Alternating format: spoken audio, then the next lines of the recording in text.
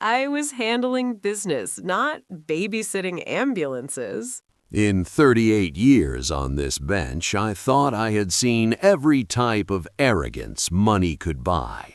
I was wrong. What happened when Veronica Sterling walked into my courtroom didn't just shock me. It destroyed a billion-dollar empire and proved that some insults demand absolute justice. But to understand how one woman's moment of supreme arrogance brought down everything she'd built, you need to know exactly what she said that made me do something I'd never done before. Picture this, a Tuesday morning in Providence Municipal Court, a routine traffic violation, failure to yield to emergency vehicles. The defendant, Veronica Sterling, wife of tech billionaire Marcus Sterling, owner of Sterling Industries. What should have been a simple fine was about to become the most devastating courtroom confrontation ever recorded. Here's what nobody knew yet. Veronica Sterling wasn't just wealthy, she was dangerously powerful. Her family's influence reached into politics, media, and law enforcement across 3 states. She owned judges, bought senators, and destroyed anyone who challenged her authority. But she had never encountered anyone like me. The violation was egregious. Security footage showed Veronica's Bentley blocking an ambulance carrying a heart attack victim to Rhode Island Hospital. When paramedics honked and flashed lights requesting she move, Veronica refused and screamed at the EMTs to find another route. The ambulance was delayed 4 critical minutes.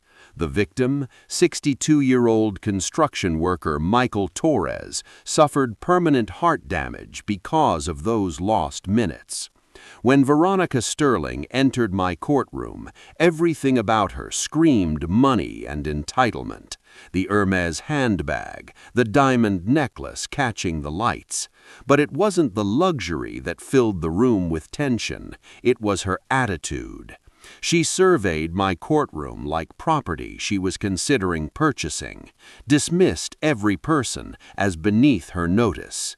"Mrs. Sterling," I began, "you're charged with failure to yield to emergency vehicles, specifically blocking an ambulance in active emergency response. How do you plead?"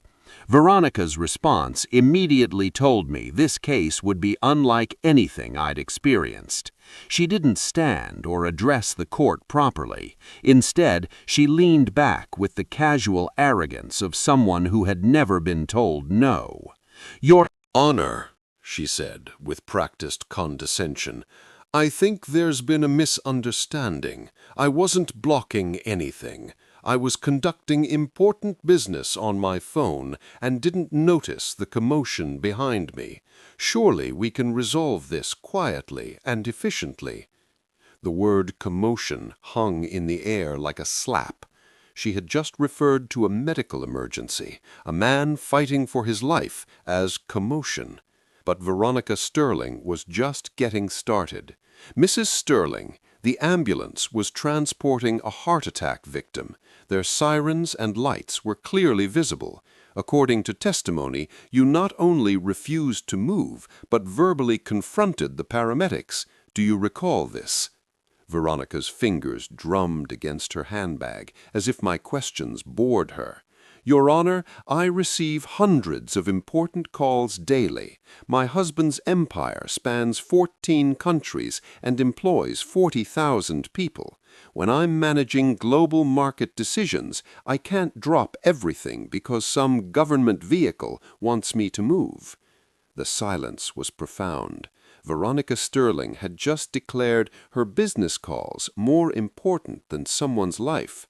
"Besides," she continued, with imperial authority, "let's address the real issue.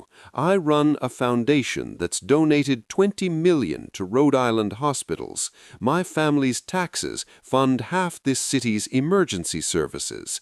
You're blaming me for publicly funded incompetence while ignoring that my generosity keeps these services operational." She walked closer to my bench, heels clicking like approaching gunshots. "Your Honor, I understand that in your position you don't comprehend the complexities of managing real wealth and responsibility. You handle parking tickets and petty disputes. Some of us operate differently. When I'm managing hostile takeovers affecting thousands, jobs and global markets, I can't interrupt that for every siren." She paused, surveying my courtroom with obvious disdain before delivering the insult that would destroy her forever. "With respect, you've spent your career in this little courtroom, handling small problems for small people. I've built a global empire. I think I understand priorities better than someone who's never created anything, never employed anyone, never been responsible for anything larger than municipal violations."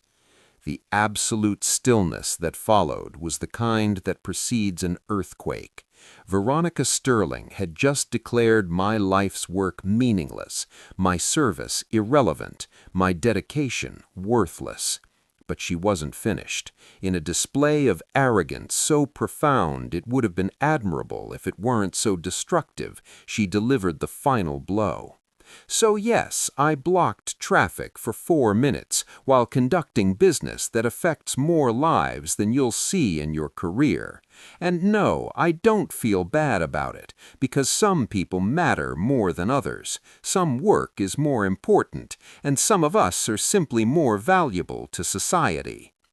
The courtroom exploded in shocked silence. Veronica Sterling had just declared herself more valuable than a heart attack victim, superior to paramedics, above the justice system, and better than every person in my courtroom. I stood up slowly, deliberately, with the full authority of 38 years of judicial experience. When Judge Frank Caprio stands during a hearing, everyone understands something significant is happening. The warmth I'm known for had vanished, replaced by something infinitely more dangerous. "Mrs. Sterling, in 38 years on this bench, I have never encountered such breathtaking disrespect for human life, such contempt for justice, and such profound moral bankruptcy as you've displayed." Veronica's confident smirk began to falter as the room's temperature changed. "You've declared your business calls more important than someone's life. You've blamed paramedics for not working around your criminal obstruction. You've dismissed a heart attack victim's disability as not your problem. And you've had the arrogance to suggest your wealth makes you superior to justice itself." I walked around my bench, eliminating the formal distance between judge and defendant. "Mrs. Sterling, you asked me to understand priorities. Let me share what I understand.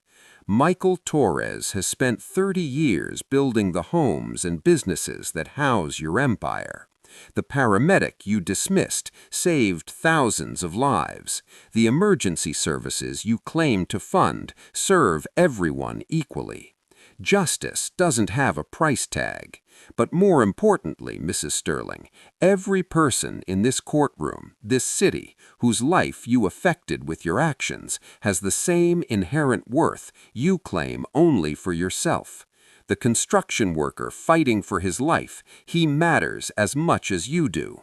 Every human being your empire touches, they all matter as much as you do." The transformation in Veronica's face was remarkable. Supreme confidence cracked, replaced by genuine worry. "Mrs. Sterling, since you've made this about wealth and power, I researched your empire thoroughly. What I found is directly relevant to your punishment." Veronica's face went pale as she realized her case was becoming much more complicated. "Sterling Industries has been the subject of 17 federal investigations in 5 years. Environmental violations, worker safety violations, tax avoidance schemes, and using political influence to avoid accountability for corporate misconduct." I continued reading from documents she clearly hadn't expected me to access. The Sterling Foundation has been flagged by the IRS for questionable charitable deductions, donations claimed for tax purposes that were never distributed. Your family has been claiming benefits for charitable giving while keeping the money. Veronica tried to speak, but I wasn't finished destroying her foundation of lies.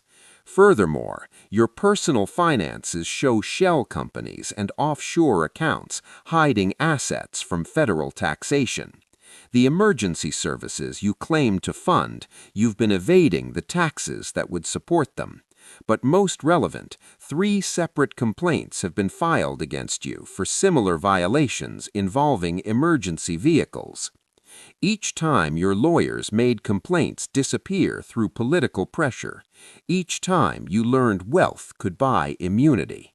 I set down the file and looked directly at Veronica, who appeared to be having trouble breathing. Well, Mrs. Sterling, today that immunity ends. Today you learned that money doesn't matter, influence doesn't work, and justice applies equally to everyone. What I announced next became the most talked about judicial decision in Rhode Island history. Mrs. Sterling, for failure to yield to emergency vehicles resulting in life-threatening delays, maximum fine of $5,000. For contempt of court and complete disregard for human life, additional $5,000. But that was just the beginning of Veronica Sterling's destruction. Furthermore, I'm directing court administration to forward complete transcripts to the IRS, SEC, and Department of Justice. Your admissions of prioritizing business over public safety, combined with your documented pattern of believing yourself above the law, warrant federal investigation. I'm also directing that transcript copies go to every major news organization in New England. The public has the right to know how someone with significant influence views their lives.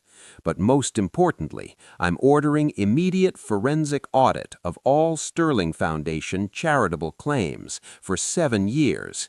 If it's determined your family claimed false charitable deductions while claiming superiority over other citizens, you'll face federal tax fraud charges. Veronica's face drained of all blood as she realized the magnitude of what was happening.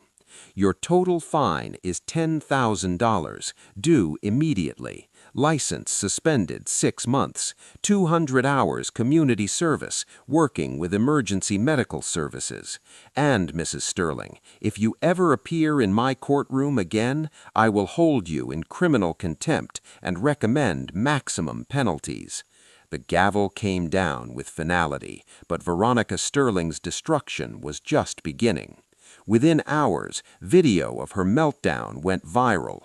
Her statement that some people matter more than others became a worldwide symbol of elite arrogance.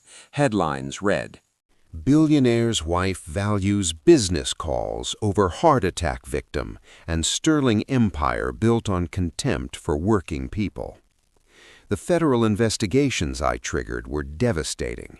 IRS auditors discovered the Sterling Foundation had claimed $40 million in charitable deductions for donations never made. Shell companies hiding assets unraveled, revealing decades of tax evasion. SEC investigation uncovered years of securities fraud, environmental cover-ups, and worker safety violations hidden through political corruption. Federal prosecutors found evidence of bribery, witness intimidation, and conspiracy to obstruct justice reaching into government offices. Marcus Sterling's empire collapsed within 6 months. Federal seizures froze hundreds of millions in assets. Criminal indictments named both Marcus and Veronica as defendants. Their $2 billion fortune was reduced to nothing as legal fees, fines, and forfeitures consumed everything they'd built. Michael Torres, the heart attack victim whose life Veronica had dismissed, filed civil lawsuit against the Sterling family for permanent disability. The jury, including working-class citizens affected by Sterling Industries' environmental violations, awarded Torres $50 million. Veronica Sterling, who had declared herself superior to everyone, worked her community service alongside the same paramedics she dismissed as incompetent. The woman who claimed some people matter more than others spent 200 hours cleaning ambulances, restocking medical supplies, and learning about people who risk their lives to save strangers. The transformation was remarkable. By her final day of community service, Veronica had developed genuine respect for emergency workers. She learned their names, backgrounds, stories. She discovered many held college degrees, were former military veterans, had chosen careers dedicated to serving others despite low pay and dangerous conditions. On her final day, Veronica approached me privately. The arrogant billionaire's wife who had declared herself superior had been replaced by a humbled woman who understood the meaning of service. "Judge Capriato," she said quietly, "I want to thank you for what you did to me. I was a monster. I convinced myself that money made me better than others, that wealth granted immunity from basic decency. You saved me from myself by showing me how ugly I'd become. Michael Torres and I became friends during my service. I learned about his family, his work, his dreams for his grandchildren. He forgave me, though I didn't deserve it. He taught me that a person's worth has nothing to do with their bank account and everything to do with how they treat others." Veronica Sterling served 18 months in federal prison for tax fraud and conspiracy.